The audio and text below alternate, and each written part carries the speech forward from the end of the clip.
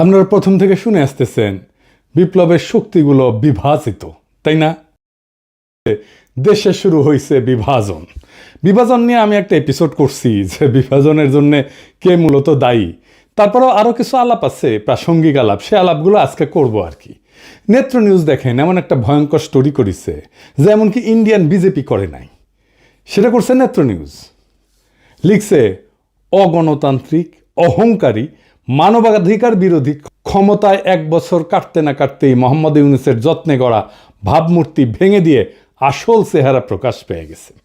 সে বলতেছে ইউনূস কোনোদিনই বাংলাদেশের মানুষের মধ্যে অতটা জনপ্রিয় ছিলেন না যতটা তার তোষামতকারীরা বিশ্বকে দেখাইতে এবং চাপিয়ে দিতে চাইছে।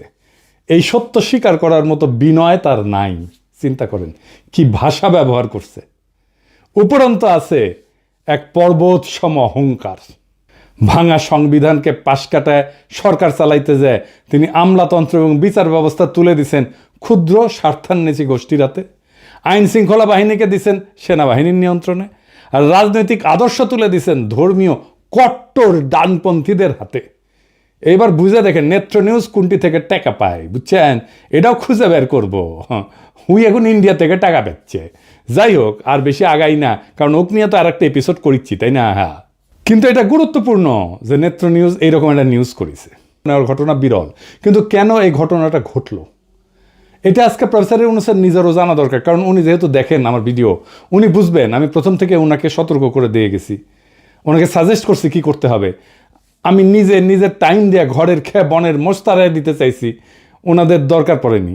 ওনারা বাংলাদেশের সেরা মেধা মাথাগুলোকে, মালগুলোকে এক জায়গায় করেছেন। আর আমরা তো আমাদের দরকার পড়বে কেন? তাই আমাদের কথা শোনার দরকার নাই ওনার।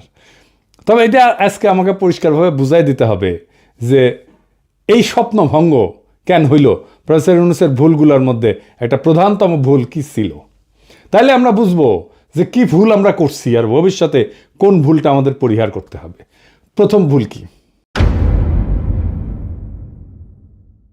প্রথম ভুল বিপ্লবকে বিপ্লব বলে স্বীকার না করা। ডাক্তার জাহেদ তো ভিডিও বানায় বলছে ঘাড়ে ধরে অভ্যুত্থানকে বিপ্লব বলতে হবে। না, এগুলো আসলে কোনোটাই বিপ্লব না, কোনোটাই বিপ্লব না।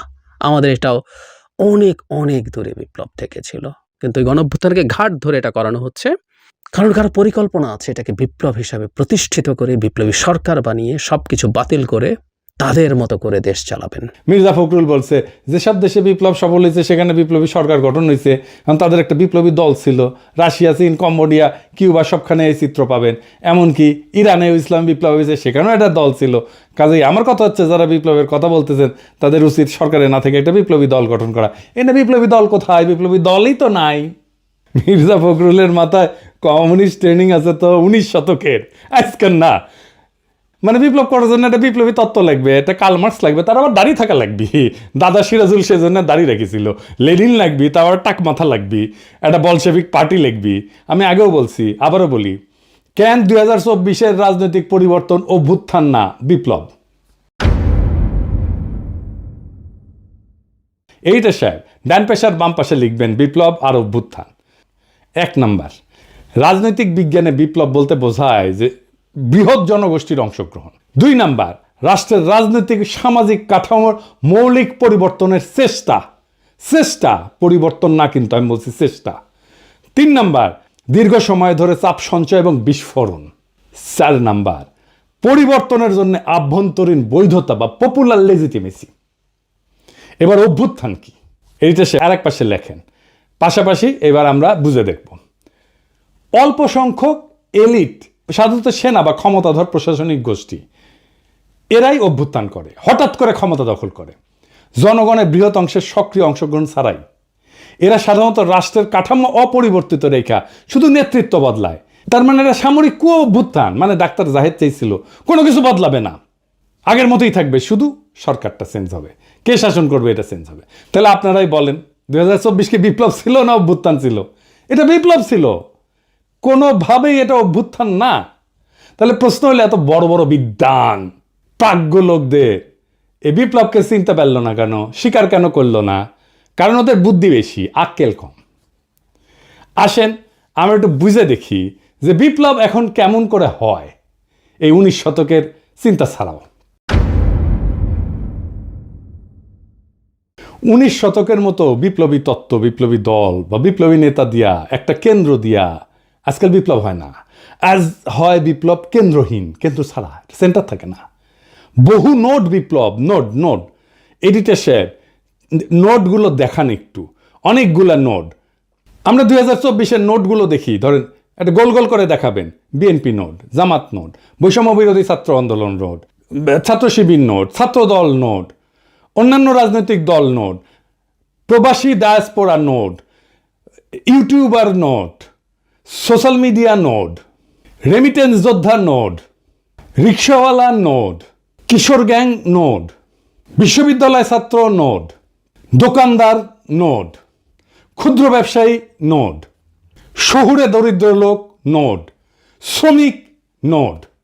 এখন এই নোটগুলো কি দিয়ে যুক্ত ছিল সোশ্যাল মিডিয়া দিয়ে, ইন্টারনেট দিয়ে। এডিটর সাহেব একটা নোটের সাথে আর একটা নোটের ইন্টারনেটের যোগ করে দেন, তাহলে সবাই বুঝবে। এবং সবগুলো যখন একসাথে হয় তখন এটা একটা বিশাল শক্তি হয়। কিন্তু একটা আলাদা নোট শক্তিহীন। এখানে কোনো কেন্দ্রীয় নেতৃত্ব নাই, কোনো একক সদর দপ্তর নাই, কমান্ড স্ট্রাকচার নাই। আন্দোলনের শক্তি আসে বহু ছড়ায় থাকা এইরকম নোট বা কেন্দ্র থেকে। নোটগুলোর মধ্যে সীমিত বা শূন্য সমন্বয় থাকে, তবুও তারা একই লক্ষ্যে একই দিকে ধাবিত হয়। এই ধরনের বিপ্লবকে বিভিন্ন একাডেমিক ধারা বা ক্ষেত্র থেকে বিভিন্ন নামে বর্ণনা করা হয়।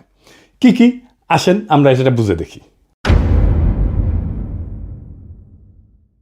এটাকে যেমন বলা হয় ডিসেন্ট্রালাইজ রেভলিউশন বা লিডারলেস রেভলিউশন, মানে কোনো কেন্দ্রীয় কমান্ড বা স্ট্রাকচার নাই, প্রত্যেকটা গ্রুপ বা নোড নিজের মতো করে কাজ করে। 2 নাম্বার, এটাকে বলা হয় নেটওয়ার্ক রেভলিউশন, মানে তথ্য প্রযুক্তি বা সামাজিক মাধ্যম যুগে ব্যবহৃত শব্দ। এইটা ম্যানুয়েল কাস্তেল ওনার network of outrage and hope এই বইয়ে উনি আরব বসন্তের মতো আন্দোলনকে এইভাবে বর্ণনা করছিলেন। এটাকে সোয়ার্ম মুভমেন্টও বলা হয় বা সোয়ার্ম ইন্টেলিজেন্স পলিটিক্সও বলা হয়। মানে ধরেন পিঁপড়া বা মৌমাছি যেরকম ঝাঁকবদ্ধ প্রাণী থাকে না, এদের আচরণ থেকে নেওয়া ধারণা অনেক ছোট ছোট ইউনিট একসাথে একটা বড় পরিবর্তন ঘটায় দেয়, কেন্দ্রীয় কোনো মস্তিষ্ক ছাড়াই। এটাকে আরও বলা হয় সেলফ অর্গানাইজিং রেভলিউশন। এটাকে সিস্টেম থিওরি বা কমপ্লেক্সিটি স্টাডিজে এই ধারণা ব্যবহার করা হয়। সমন্বয় ছাড়াই অনেকগুলো সত্তা নিজে থেকে একই দিকে মুভ করে। এটার আরেকটা টার্মিনোলজি আছে, পলিসেন্ট্রিক আপরাইজিং, মানে রাজনৈতিক বিজ্ঞান এবং অর্থনৈতিক প্রশাসন তত্ত্বে ব্যবহৃত একাধিক কেন্দ্র যাদের মধ্যে সমন্বয় দুর্বল বা নাই, কিন্তু প্রত্যেকে একই ধরনের পরিবর্তনের দিকে আগাচ্ছে। ইতিহাসে কি এর উদাহরণ আছে? আসেন দেখি। 1848 সালে ইউরোপে বিপ্লব হয়েছিল অনেকগুলো দেশে একসাথে, আলাদা আলাদা ইস্যুতে। প্রায় সমন্বয় ছাড়াই বিদ্রোহ শুরু হয়। ফ্রান্সে হয়, জার্মানিতে হয়, অস্ট্রিয়াতে হয়, ইটালিতে হয়। এইগুলোর আর বিস্তারিতে গেলাম না, কারণ এই বিস্তারিতে যাওয়ার আমাদের দরকারও নাই।